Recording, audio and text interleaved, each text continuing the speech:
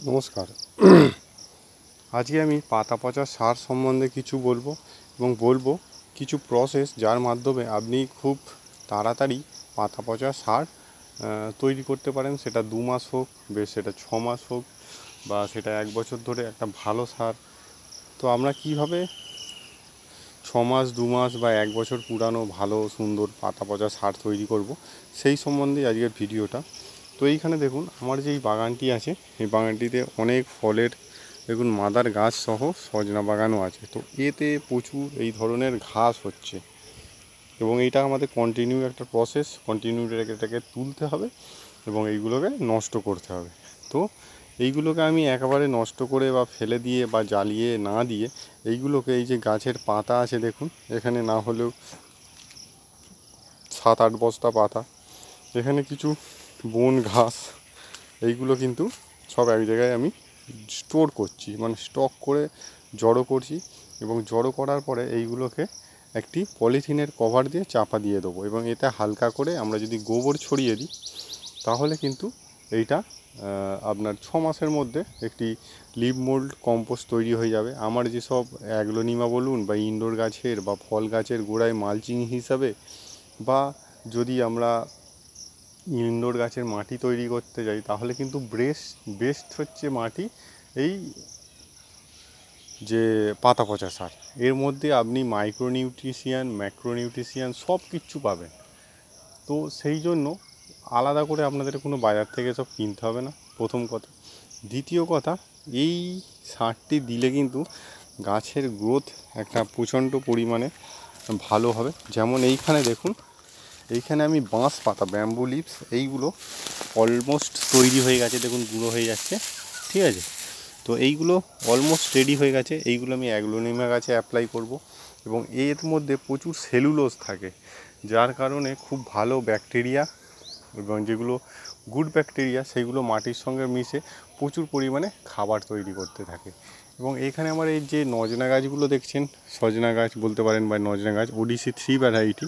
তো এইগুলোর সব গাছে কিন্তু গোড়ায় দেওয়ার কারণে গাছগুলোর সব গ্রোথ দেখুন, এবং এই এত টেম্পারেচারের মধ্যেও কিন্তু মোটামুটি ভালো ফলন দিয়ে যাচ্ছে এবং এখনও ডাঁটা টুকটাক হচ্ছে, আবারও ফল আসছে, আবারও ফুল আসছে।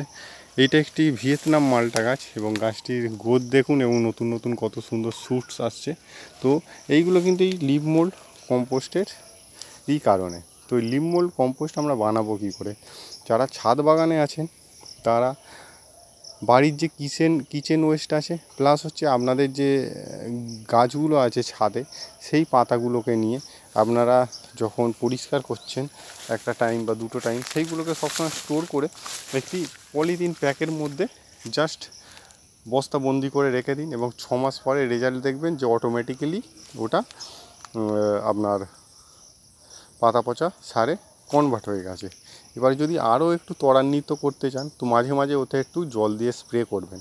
যদি চান যে আমি 2 থেকে 3 মাসের মধ্যে করব, তাহলে কিন্তু ইউরিয়া মেশানো জল, ইউরিয়া যে সার পাওয়া যায়, তো ইউরিয়া সার মেশানো জল, এতে আমরা যদি এর ওপরে একবার ছড়িয়ে দিই, তখন কিন্তু এটা খুব তাড়াতাড়ি পচন ক্রিয়াটা আরও ত্বরান্বিত করে।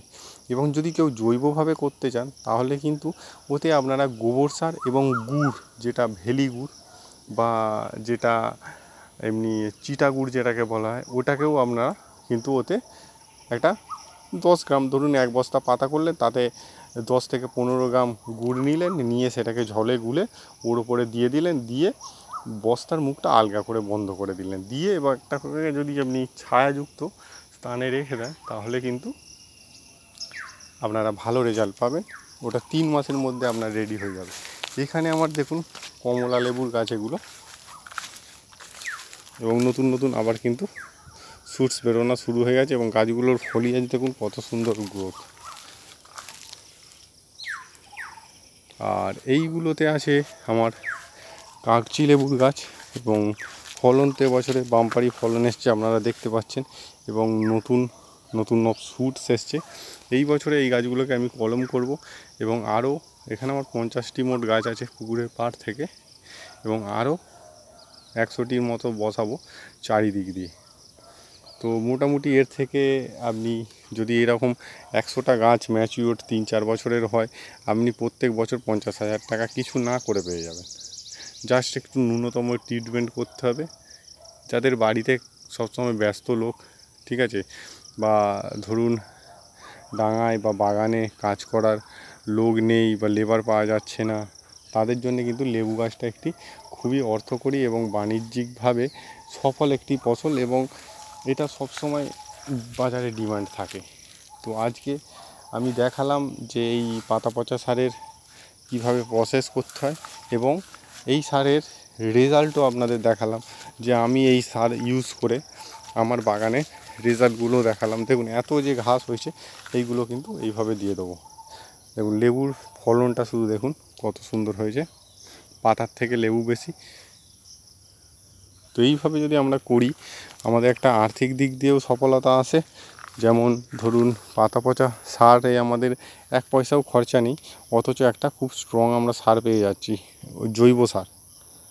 এবং লেবু গাছের গ্রোথ দেখুন, এবং লেবুর গ্রোথ দেখুন, এবং নতুন নতুন কত সুন্দর শুটস আসছে দেখুন।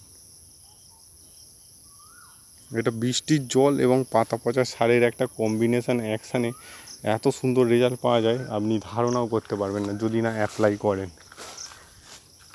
দেখুন এই পেয়ারা গাছেও ভালো ফলন এসছে, খারাপ নয়। এবং এইটা একটি পাতি লেবুর গাছ, এই গাছটিরও গ্রোথ দেখুন কত সুন্দর। এইটা আমার মাদার গাছ, তো এটিকেও কলম করব। তো আজকের মতো এখানে ভিডিওটা শেষ করছি। নমস্কার।